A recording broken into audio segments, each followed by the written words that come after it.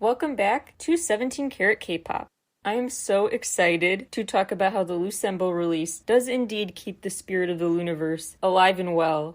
My thorough guide to the LOONAverse is spread across the past episodes in the LOONAverse Talk series I will link to in the episode description. But this one, I'm gonna kind of skim through a SparkNotes version of the LOONAverse, assuming you already know many of the main points in it, or at least don't really need to remember all the specific details from that deep dive. Just the basics you need to remember and keep an eye on. Then I'll dive into how the LOONAverse just keeps on expanding with Loossemble. This story is far from over. Let's just dive right in. The LOONAverse exists in this music video realm on this Mobius strip. The story occurs kind of in two dimensions. Not necessarily the parallel worlds concept, more like two sides of the same coin, and they are learning how to thrive in both versions of the universe. There are three main locations that make up the LOONAverse. There's Earth, where the subunit LOONA 1/3 resides. That's where the quote-unquote normal girls have a quote-unquote normal life. No special powers or anything, relatable crush and friendship-related songs, etc. Middle Earth is kind of a contrast from passive to active. That subunit's home, Arai Circle's home, is representative of risk-taking and courage, going from wanting things to taking them, not waiting for the perfect moment, making the moment perfect. Arai Circle members have kind of a supernatural skill set, including interplanetary time travel of sorts through space and time in a snap, and their powers seem to align with the moon, the stars, the night sky, what it's up to. Then there's Edenism, aka Utopia, which is part of the reverse side of the universe. That completes the picture and focuses back on loving yourself. So those characters in that hometown, basically, the members of YYXY, really are working on just self-love. They kind of describe it as manifesting a new gene entirely, like a new YYXY chromosome situation, creating a brand new planet. We have two sides of the universe. On one, about self-love, is YYXY in Eden. And Apple's temptation, all that Eden symbolism is where their surreal power skill set comes in, the fictional parts of their story. So LOONA YYXY Eden. On the other side, LOONA 1/3 on normal Earth and Arai Circle in Middle Earth, representing courage and risk-taking.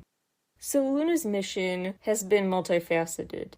There have been different mini missions along the way, like helping Vivi basically become human, know the ways of humans, introduce her to human feelings. So the feelings they sing about experiencing, like puppy love for the first time, they're kind of also singing not just a figure of speech for the first time. Like literally, this person from a literal other planet, Vivi, is learning what these human travelers on Earth experience. She's described as the one in the LOONA 1/3 fraction.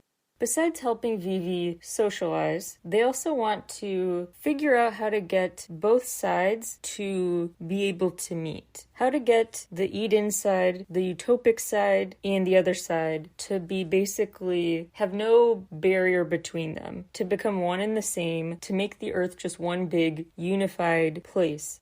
They want to be able to live together as one LOONAverse.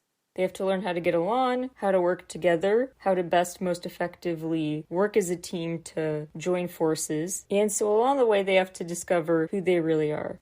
So their songs about learning their special skill sets and learning about being stronger together carry extra significance in a just fictional, superpowered story way. The universe, they always sing about expanding with colors. So each member and each subunit adds new color combinations, and they want to make a big rainbow together. So the story started with one color, one metaphorical color. Each member was introduced one at a time, and when Kim Lip entered the picture in her era, that signaled an eclipse, a big turning point because she added a new palette to the color list of colors. She drew new circles, expanding the universe with her powers. So first we met LOONA 1/3, the Earthlings, and then Kim Lip had that pivotal point, generating an eclipse and improving this world creation and world growth expansion process. So far, what I've gone over is confirmed. This is stuff from official video descriptions, press statements, etc. So confirmed, that's the premise. Help each other out and then make a nice unified world that's bright and colorful metaphorically. But now I'm going to add my theories. One is that these extra stark splashes of color that join this mosaic, metaphorically, I think those big moments add another trait to the world. So Kim Lip's eclipse and color palette additions corresponded with the power she infused into the LOONAverse going forward, an essential skill they'll need to complete the mission, add more layers, pass more levels in this game, basically. And I think she added the trust in fate. The trust that everything would work out okay. That sense of inner optimism that you can do this, stay the course. And that is what was needed to motivate the LOONAverse inhabitants to keep going. So trust in the process. Faith was Kim Lip's addition. And then, in the ++ era, they summed it up as, quote, "Loona collides fate into destiny to create coincidence," unquote. And now they can, quote, "soar to the sky," unquote, and, quote, "find their first stepping stone," unquote. At this point with the ++ era, hi favorite, those songs, all the subunits finally appeared in the same video. They came to the same location. They all can now come together. So first, no special powers or ability to think big and add color to your world. This is always part metaphorical, part kind of literal. I'm gonna stop saying that, metaphorically, literally, etc. You know what I mean. Part of it is kind of literal, part isn't. Anyway, so this story is about adding color to and expanding your world. It started out with not expanding, just basic Earth, with Loona 1/3. Odd-Eye Circle entered the picture with Kim Lip and the dose of faith she brought with her.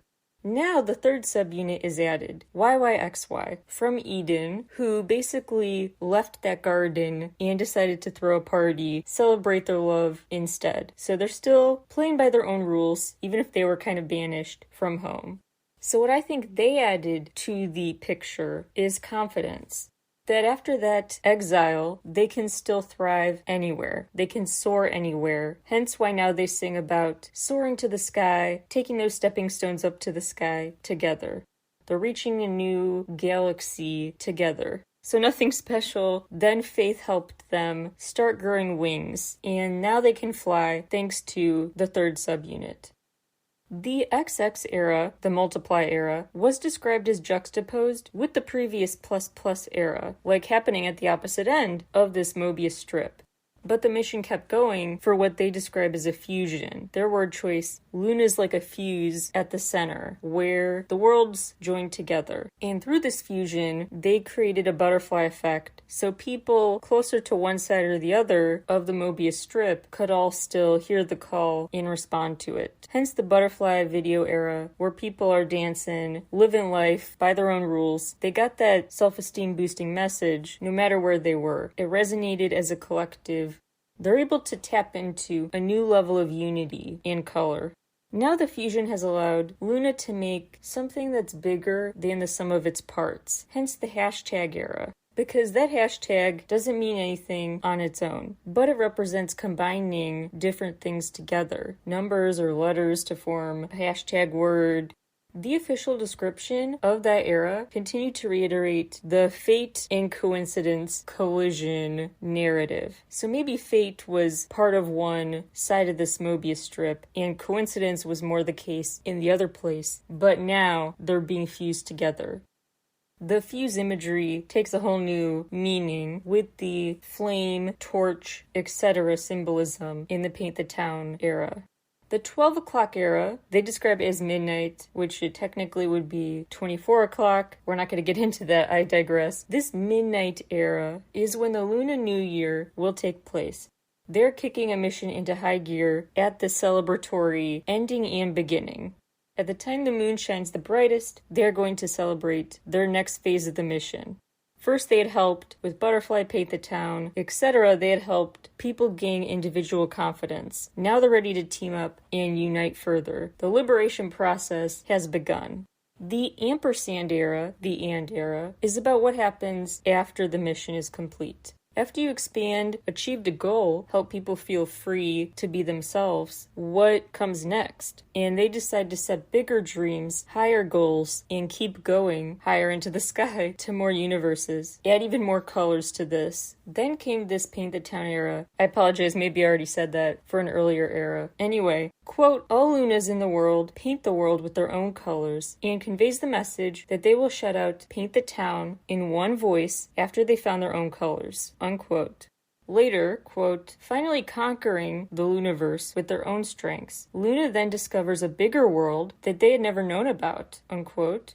Then came the summer special Flip That era, and I see that as representative of how Loona created this big, cheerful, empowering world. They freed people, they learned how to work together, they spread a bunch of colors. Now they have to flip that and do it for the other side, for the opposite world. This is basically two worlds in one. They gave a makeover to one side. The job is only half done. So that's what that era, I think, represented. Just gearing up for the next phase. Now here's where the Loona story I worried would end. Only halfway done because the group sort of had to break up, as much as I hesitate to use that word, because Loona's forever. So Loossemble sort of started new, but you'll see, it's still super related.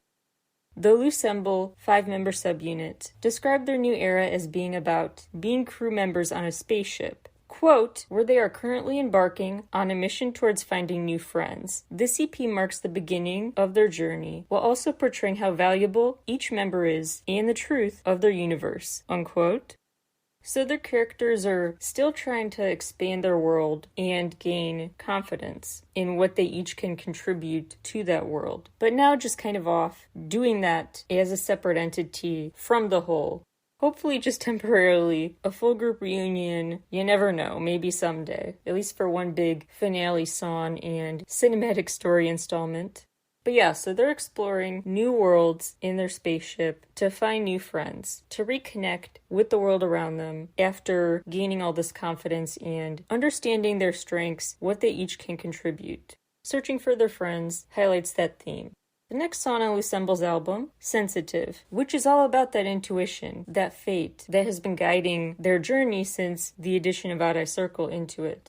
With lyrics like, I can't deny I got a good hunch, I'm on the fated path, I follow my instinct, let's fly high, I'm feeling it strong, all of that stuff. So many lyrics about, I won't get lost, I have a good sense of intuition. The sensitivity is viewed as a really valuable asset.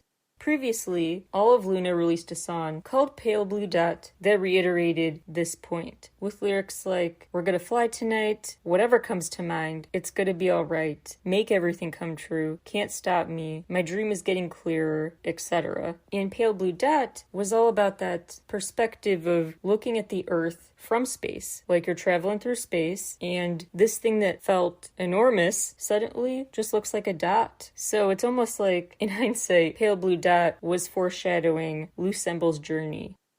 The next song on the album, Real World. Key lyrics include referencing, blossoming just in time, shaking up the world, layer by layer, unfolding your dreams, to the center of the universe, we'll meet no matter what, and here the paradise we've arrived in at last. Look, the newly opened door in front of you, show your ticket. So they're getting ready to put on a show and talking about opening a new door.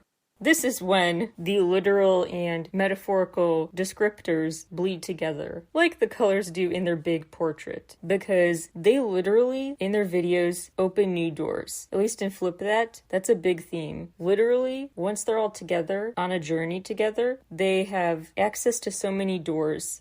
And notably, this gold key as well that says memory on it. Like they can unlock the past. They could travel through space and time. And now they sing about the doors opening for them again. They also talked about opening a door, making your own way through the world in Pose. And in the past, in both Flip That and Olivia's Egoist, they reference flowers and petals. So the blooming, the blossoming, vivid imagery that comes to mind has been done before. As has a ton of references to paint, colors in the rainbow, and the spreading of all this paint, all this color, expanding your world as the painting gets bigger.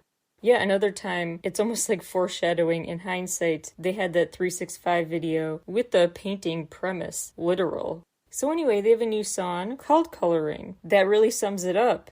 Some lyrics: in faraway space, brighter than any flower, I want to meet in a different space, deepen in color and then bloom. Faint color deepens, an oil painting drawn, blooming within. My life turned 180 degrees, days extending endlessly, destiny unstoppable. This colors and paint filling a canvas analogy is probably their most consistent and constant one, since Vivid, Heejin's solo, that had started the entire LOONA project. The song Vivid had lyrics in it like, the world without any colors, it's boring. Then in her song with Hyunjin, the first collab, in I'll Be There, referenced a pink world, like we do have one color added to it now. Chu saying about feeling like she gained colors from a crush that she felt towards Eve in Heart Attack. Red and pink moons both appear in the Why Not video. So pink spread and got more vivid and pigmented. Now we're into red territory. In Pose, they sang about making certain waves gold, then space exploding. Then there are so many lyrics in Flip That, like, changing is curious and cool. They seem to be different, like all the colors. The light I found in my memories connected. Now it appears in front of me. More and more, it spreads. And then in Pose, they say, thicker orbit. Look at the blazing moonlight, which I think is a way of continuing the analogy. The next song, Newtopia, which has so many just classic LOONA themes in the lyrics. Soon now reaching, ready for the landing, you and I will newly write down this story. It feels familiar but different, can't explain. Following the tip of a star-adorned orbit, all the city's lights reaching me. I want to show you the strengthened worldview. We're extending further, higher level. I want to tell you the stories I've kept saved, because there's more hidden. Wherever we go, open the next page. It'll gleam under moonlight. Trust happy ending. I write this. If we're together, that place is Newtopia. Where our feet lead, new paths open up. If we're together, then it's possible. It's just the beginning. We launch. So in that they sing about telling their story, writing it, staying in control of it. They reference orbits. They talk about feeling super confident and trusting in fate, staying optimistic as long as they have that togetherness. So that value of friendship and faith combined makes them feel like new worlds did open up to them. And now they can take that key and unlock more memories. The biggest lyric, I think, in that new song that brings back so many memories is about being familiar but different, so kind of deja vu-esque, which reminds me about Heejin's song Vivid, again that started this whole story, about wanting to mix up from the same old, same old. And then, in Eve's solo, she was singing about starting anew and not recognizing herself in the mirror. Then with the One and Only era, it was about meeting yourself. That was the premise, kind of like a new person. Learning who you really are and how to cherish that. Need You was about trying to shake things up too. Pale Blue Dot has a lyric that's literally, this feeling is like deja vu. And the lyric, a different world, but I'm used to it. So again, that mix of familiar and not. And then in Playback, they sang, a lot of stories start here. Even if we meet in an unfamiliar orbit, even if I wander again, remember, you are always my center, on and on. The song Strawberry Soda is about that trust that anything is possible together, handling the rocky journey ahead. Lyrics include, in that dizzying world, the problems of yours and mine, no need to pay mind, we're on the moon right now. We'll dive into the bright red sky, it's time to dream. Feel the wave to an even stranger place. Even if we tangle and drift apart, the dream you've written, recognize, a gift of a wilted flower probably means you don't stay no more. So they're embracing the opportunity to leave a wilting world behind for a new time of blossoming. Then there's Day by Day, where again they're singing about fate, memories, etc. Lyrics include, following the light engraved in old memories, seeking the path we'd walked very far along. Everything comes back alive, unfolding the feelings I'd grasped. I take another step forward, into our world to be filled with new stories. Day by day it grows clearer, to that place glowing in many colors, dreaming of that endless, sprawling day. always together in tears and laughter. With a dream engraved deeply, I take another step forward. I believe forever. Believe we'll walk on a rainbow. We will be one, the dreamed of universe, one and only wonder world, the moment of destiny. And then the last line in the song and then in the full album is for a better day, which feels very perfect. If you thought, wow, Loossemble stayed true to the LOONAverse lore way more than I even thought, you haven't heard anything yet, because now we have to talk about everything noticeable that was quite a callback in the Sensitive music video, which, long story short, seems to flash to the past.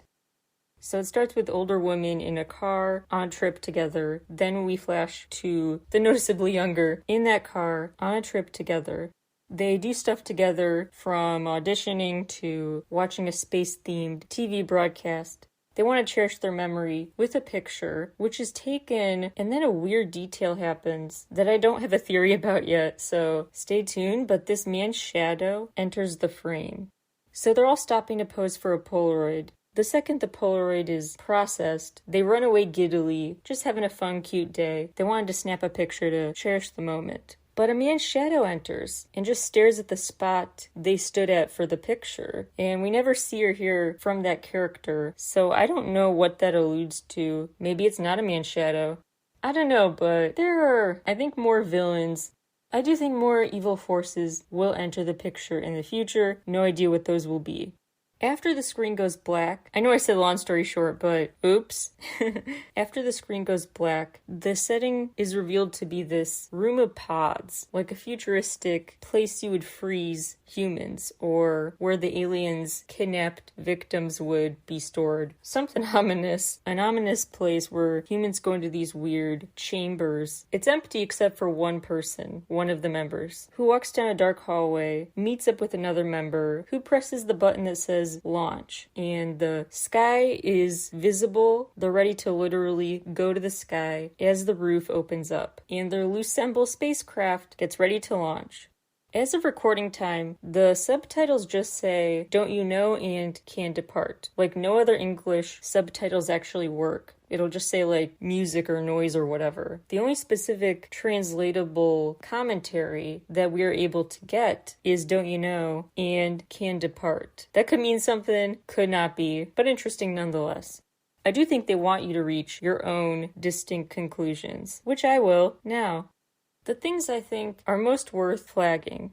Okay, first of all, just a fun one. Love the shirt that says, "Sometimes I wonder if all this is happening because I didn't forward that email to 10 people. Love that reference. But really symbolic and worth noting. The clock that goes from 12 to 11:59, so it's going backwards. Although the hourglass on the table where the judges for their dance audition sit is not running. So LOONA's clock is going backwards, but the hourglass for the judges is not. Like no sand is moving. The clock later in the video goes from 13 to 12 seconds. Like now it's a timer for something. So note symbols to time in its movement, maybe backwards. They also at one point stand on a balcony that looks a lot like where they stood for the Hi video era. Could be coincidence, but I think that location choice was a choice. They look through a telescope. They are in a room at one point filled with pictures, trying to preserve the moment. There's of course the outer space themed broadcast, the spacecraft. Dancing in a field together just brought back memories of the Why Not era, but that could be just random. So ultimately, telescopes, outer space references, symbols for time, details and settings like the balcony that make you think about past LOONA chapters, past videos, pictures, photographs, and lastly, the black and white. In Egoist, Olivia wore black in some scenes, white in others. Go One, in her solo, was at an empty table, but then she looked up and saw everyone around her in white. Then there was back to a merger of black and white for Favorite. Those were their outfits. And there was a back and forth between black and white in Why Not with the sneakers that were zoomed in on. They made a point of showing the contrast. In the new video, they dance in a field together and all wear black and white. Later, in that room with the launch button, a member wearing all white hugs a member wearing all black. The clock and time you'll recall from the Flip That video, as well as the song playback where they sang both Twilight we were together for, then Twilight we will be together for. They sang in past and future tense. And saying, of course, about a playback, another common symbol in their work has been the cassette tape, seeing a cassette tape, or some other tape, cameras, tapes, etc. Physical proof of the past, always notable. Of course, then we have the outer space theme, most prominent in Why Not? There was also that Discovery Houston message in a teaser for the Midnight Festival era. An enormous amount of past references to the moon and sun and stars and you shining like a star. The telescope was a part of the Flip That video that seemed to allow them to see themselves, almost like a mirror, which seems quite symbolic, like a potential alternate version of who they could be if they look beyond their own planet. The allusion to some of this being a dream, waking up in that room like a lab rat or something, that seems super notable. In a few past LOONA videos, key videos to the story, there have been references kind of implying someone was dreaming, like in Kim Lip's Eclipse, the mattress with the red flower petals falling onto it. They blossomed, they withered, and the symbolic mess left behind are the petals and the mattress. Olivia in Egoist also had lyrics about kind of being asleep. We'll wake you up, you'll be my light. She's saying about shining once she wakes up. Now, what do specific references to time travel, the moon, the telescope, pictures, and black and white outfits, what do those things mean? I have good news and bad news for you. Bad news is, I don't know. I really don't. Had some guesses, but still pondering all this time later. But the good news is that I do know, although not the specific reasons for certain repeated symbols in their videos and song lyrics, I do grasp the big picture theme. I've discovered the answer before figuring out the problem-solving process to get to an answer. Just go with it. Here's my big theory, my big overarching theory about the LOONAverse. A new one I haven't said on the show before about what this whole thing is about. Before and after Loossemble started, the whole LOONA concept is about this. I figured it out. It will make sense, so hang in there. This is about ego. The role of ego in your life. Two of the biggest symbolism-heavy parts of LOONA's individual eras before they all became a big group, when it was one by one debuting. The ones that were the most chock full of significant details were Olivia and Go One. Go One's was called One and Only, and was about self-love that allowed her to get to literally new doorways. Olivia's Egoist was obviously about self-love too, and in both videos we had the door metaphor, in Olivia's as well, the black and white outfits, and a cassette tape. The key symbols were in those videos, as well as the apple, which seems to be, I think, a way to teleport, like between the worlds when they were still quite separate before the fusion. The apple was like a key to unlock access. And Eve ate that apple, viewed as giving into personal temptation. So we've got ego-centered stories in a way, carrying the most symbolic detail. And those symbols were reinforced as key in the butterfly video, when they all came together, and some of the images were cassette tape and apples on the ground. You'll also recall in the B-side playback, they sang at the end of the spinning tape, What Will It Be Like? The melody I sang the day I first met you in a trembling voice. I think that's meant to represent, well, a nod to the song My Melody, but also that mix of making memories together that you hold on to on your own tape. One of the most symbolic, summative lyrics for the story's sake is in Egoist, when Olivia says, You are me, now I'm you. That's what this is. This story is a tale of what your ego does, what role it has or should have in your life. So ego in terms of confidence, self-love, and how it's a good thing to have some ego, and how that healthy bit of ego can be channeled into, ironically, recognizing why others deserve confidence too, and how they are like your mirrored image. So if you love yourself, if you look in the mirror and are like, you go, and you start to see other people as similar to you, then you also think they're the greatest, and you see that commonality.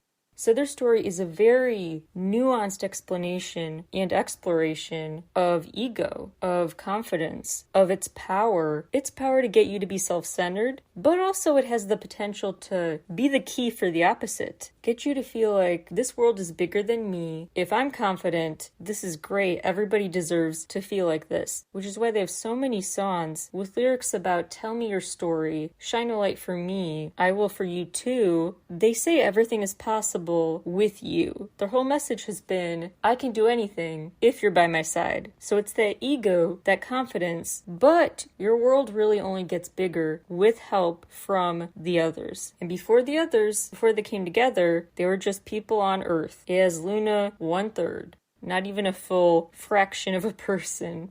In YYXY's Beauty and the Beat era, they have a song that sort of translates to Return to Segno. I apologize if I mispronounced that. Segno, which is about the time of youth when they, quote, find the light that lets them discover their own ego, unquote.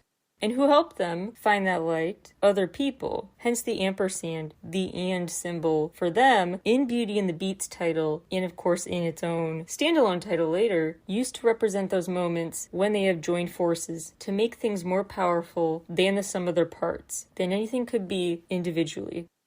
The TLDR, TLDL, too long didn't listen version of what I just said is that LOONA are talking about how many doors would have stayed closed, many memories would have stayed unlocked and unpreserved, or just no one bothered to cherish them, take pictures of them or anything, film them. So many memories would have fallen away, not been preserved. So many worlds would not have been explored. So many colors would not have been added to this canvas if they had not reached out to other people.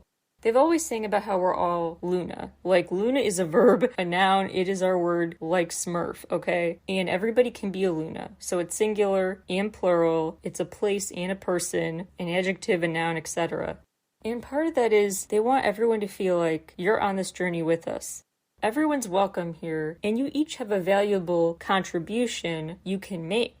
So that whole journey is that balance of confidence after figuring out who you really are, what skill you can contribute, positivity, courage, whatever. We're not so different after all. Let's team up. So the LOONA 1/3 members, arguably the most insecure of the subunits, they see themselves in the superpowered odd eye circle. And maybe YYXY see themselves in the nervous about rule-breaking LOONA 1/3. They get each other to go out of their shells. They convince each other to value themselves more. They unite for a common goal in a celebration of both their unique, diverse colors and the full picture they make as one.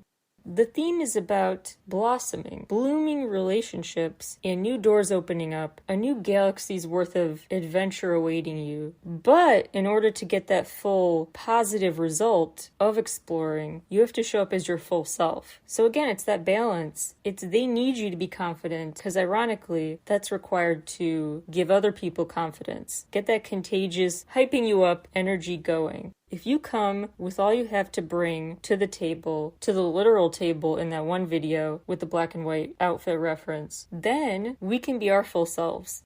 You are me, I am you. Our shared humanity presents itself if you show up unapologetic. Because if you show up unapologetic, you don't worry about hiding any trait. You embrace it all, so they see who you really, really at your core are, which is human, just like them. It's ultimately about uplifting and seeing each other's humanity, which makes us then see each other, ourselves included, as not just human, as superhumans. You'll notice actually, post-Butterfly era, LOONA started releasing more happy, confident songs once they were a full group, not promoting as subunits. Dance on My Own, for example. Songs like that are self-explanatory. More evidence was in the official description of the Love Forever video, which said that YYXY, that final subunit video, represented a finalization of, quote, the process of completing their ego, unquote. YYXY had to come last as a way to complete the circle, basically. So you see, as the number of members we were introduced to and the number of subunits kept growing and expanding, we got closer and closer to the ending of chapter 1 of the story, which was ego-focused. Edenism entered the picture. The temptation-related me inspired story came last. When the quantity of people in the journey with you grew, you got closer to using your ego. They needed each other in an ironic way. So that's why they came last. And in that process, you'll note they started wearing matching outfits. That's also the video when they felt more alike than ever and seemed to get along more than ever. The members since Love Forever, that's when they really started interacting with each other's characters in the videos more. And not just more, but in a more natural way, seeming to really warm up and be friendly. Remember in videos with them all responding to the same intercom message, no matter where in the world they are, that's what this is about. The mix of different places, different stories, different backgrounds, but we come together. LOONA is the term for you as an individual, and for the fuse, the point where we all converge. Coming together to celebrate everyone's colorful contribution was also noticeable because they kind of went back to that Eclipse video setting for Paint the Town. Last example I'll give, in Go On Solo, when she was in that long hallway lined with doors, she was there alone, but then the others joined her, wearing looks reminiscent of styles in the past videos. So solo video looks while running together, joining a solo member. I probably am missing a ton of other examples, but basically, throughout their story, and still in Loossemble's era, they're showing the importance of embracing yourself and others. All about humanity, what love is all about. Their unity message, the desire for friendship, the desire to feel like you're simpatico with someone, stays strong. And I think Loossemble is a great new way to keep that theme going. Like, no matter what time passes or doesn't, or goes in reverse, they stay friends on an adventure together. Whether you bring the white outfit or the black outfit, they hug, they team up for a mission. They feel uncertain, but ready to get into a new type of exploration once they have you and faith in themselves. There's a lot more I could say about this, but that's the angle I'm gonna stick with today. I did talk about Odd Eye Circle, their latest post-LOONA as a full group being together officially time. I talked about their latest era in a past episode of the show. It was called Girl Group Special or something like that. Best of the Month Girl Group Special. So I did talk about that too, and I'll talk about how I think that's also still kind of relevant, but in its own way, and less so in a future episode. LOONAverse Talk is an ongoing series. So happy with Loossemble's new ways of keeping their beautiful story going. It's really just so cool to be in orbit and feel like a LOONA, as we all are. That's why we stan LOONA. I had to say it once in this episode. That's it for today. Thank you guys so much for listening, and I'll talk to you all again very soon. Bye, everybody.